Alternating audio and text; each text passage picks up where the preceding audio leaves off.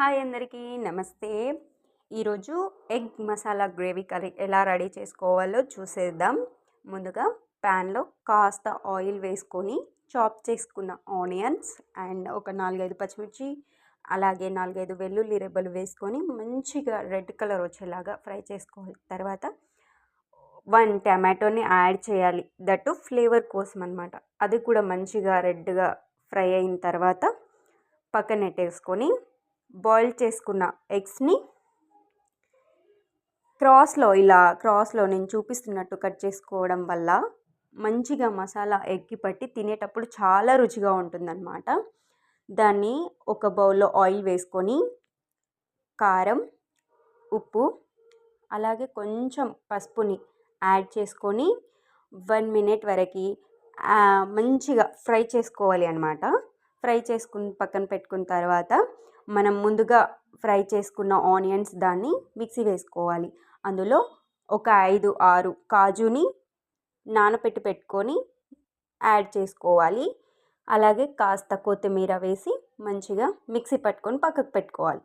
తర్వాత వేరొక బాండి పెట్టి అందులో మసాలా దినుసులు వేసుకొని ముందుగా మనం ఏదైతే ప్యూరీ చేసి పెట్టుకున్నామో దాన్ని కూడా యాడ్ చేసేసి మంచిగా ఆయిల్ పైకి వచ్చే వరకు ఫ్రై చేసుకోవాలి.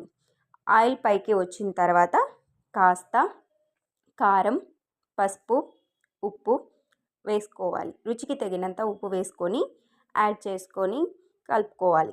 తర్వాత కాస్త పావు టేబుల్ స్పూన్ గరం మసాలాని కూడా యాడ్ చేసుకోవాలన్నమాట. యాడ్ చేసుకొని దాన్ని మంచిగా మిక్స్ చేసుకోవాలి. తర్వాత ఇలా గుల్లగుల్లగా అయిన తర్వాత కాస్త పుదీనా, కరివేపాకు రెబ్బలు వేసి ఫ్రై చేసుకోవాలి.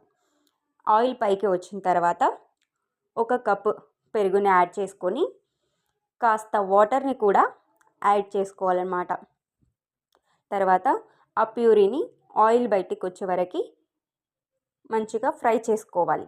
తర్వాత ఒక 2 టేబుల్ స్పూన్స్ ధనియా పౌడర్ని యాడ్ చేసుకోవాలి.